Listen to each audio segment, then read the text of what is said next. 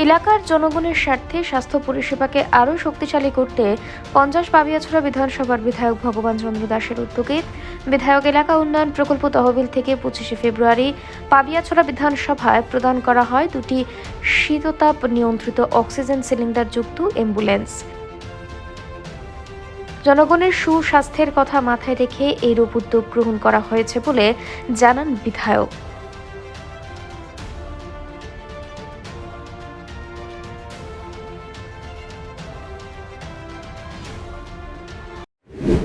হসপিটালকে কেন্দ্র করে একটা বিস্তীর্ণ অঞ্চল রয়েছে। এখানে আমাদের এটা এডিসি এলাকা, জনজাতি অধ্যুষিত এলাকা রয়েছে, অনেকগুলো গ্রাম রয়েছে। তো স্বাভাবিক কারণেই এই হসপিটালের গুরুত্বটা অনেক বেশি রয়েছে আমরা যেটা মনে করেছি, এবং এখানকার পরিষেবা দেওয়ার জন্যে আমরা ইতিমধ্যে বিভিন্ন ধরনের প্রয়াস আমরা নিয়েছি। আমাদের যিনি এই হসপিটালের এসডিএমও রয়েছেন, মানে সাব ডিভিশন মেডিকেল অফিসার যিনি রয়েছেন সুচরিত চাকমা মহোদয়, ওনার নেতৃত্বে বা ওনার তত্ত্বাবধানে ইতিমধ্যে আমরা এই হসপিটালে মানে অনেকটাই আমরা আধুনিকরণ করতে পেরেছি। পাশাপাশি আমরা যেটা মনে করেছি যে এই হসপিটালে আরও বেশি রোগীদেরকে পরিষেবা দেওয়ার জন্য একটা অ্যাম্বুলেন্সের খুবই প্রয়োজন রয়েছে। সেই কারণেই বিধায়ক এলাকা উন্নয়ন তহবিল থেকে আমাদের এসডিএম মহোদয়ের মাধ্যমে আজকে একটা অ্যাম্বুলেন্স এই এলাকার সাধারণ মানুষের পরিষেবা দেওয়ার জন্য একটা অ্যাম্বুলেন্স প্রদান করা হয়েছে। আমার বিশ্বাস যে অ্যাম্বুলেন্সের মাধ্যমে অত্র অঞ্চলের সাধারণ গরিব অংশের মানুষ ভীষণভাবে উপকৃত হবেন। কারণ আমাদের যেটা ডিস্ট্রিক্ট হাসপাতাল রয়েছে সেটা কৈলাসহরে রয়েছে। তো একজন সাধারণ মানুষ রুগীকে নিয়ে কৈলাসহর যেতে একটা ব্যয়বহুল ব্যাপার হয়ে যায়। দ্বিতীয়ত বিষয় হচ্ছে অ্যাম্বুলেন্স অ্যাভেলেবেল পাওয়া যায় না।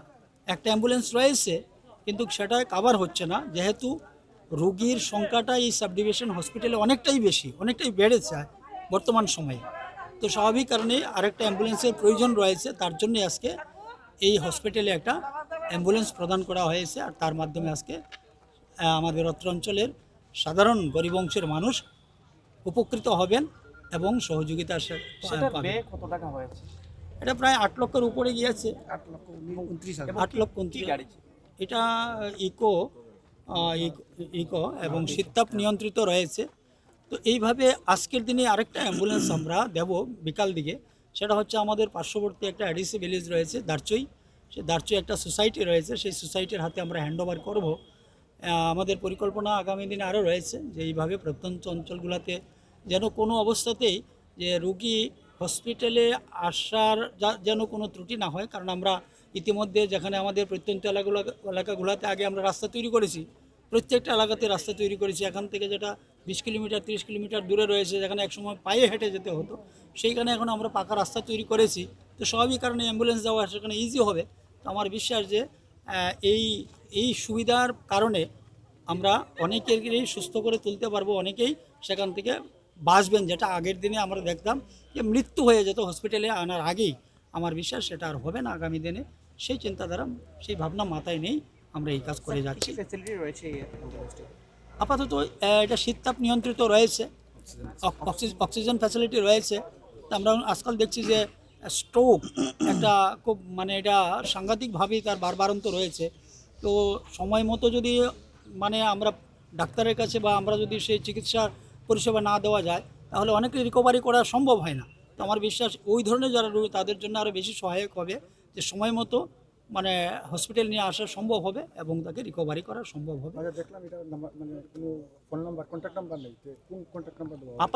আপাতত আমাদের হসপিটালের যে নাম্বার আছে সেই নাম্বারেই সেটা চলবে। পরবর্তী সময় তার জন্য একটা নাম্বার থাকবে, কল নাম্বার। আমরা যখন আরও অ্যাম্বুলেন্স আমরা প্রদান করব, তো সেই বিষয়ে আমরা একটা নাম্বার দেখব। এটা আমাদের যিনি এসডিএমও রয়েছেন ওনারা দেখবেন, সেই বিষয়ে চিন্তা করে জেনে নেবেন।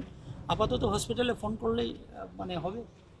আর আমরা ইতিমধ্যে হসপিটালে আমাদের কিছুদিনের মধ্যেই এখানে ওটি শুরু হবে, এটা আরেকটা বড় বিষয়।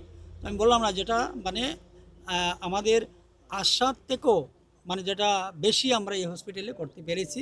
আমাদের সারা রাজ্যের স্বাস্থ্য পরিষেবার সঙ্গে আমাদের কুমারঘাটের স্বাস্থ্য পরিষেবা অনেকটাই এগিয়ে রয়েছে, এটা আমরা মনে করি। আচ্ছা, অ্যাম্বুলেন্স অনেক সময় দেখা যায় যে রোগীরা পেতে গেলে অনেক সমস্যা কাটতে হয়, যেমন তাদের জন্য মানে এখানে কোনো স্থায়ী কোনো চালক রাখা হবে?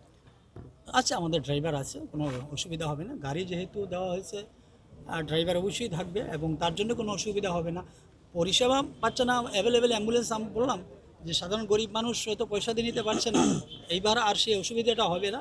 এখন আমাদের অলরেডি একটা অ্যাম্বুলেন্সও আছে হসপিটালে, আর একটা নতুন অ্যাম্বুলেন্স হয়ে গেল, দুটো অ্যাম্বুলেন্সে বাস কভার হয়ে যাবে। যদি প্রয়োজন হয় আমরা আগামীতে আরও দেখবো, আরও একটা অ্যাম্বুলেন্স যদি প্রয়োজন হয় সেটাও আমরা বিবেচনা করবো আমরা।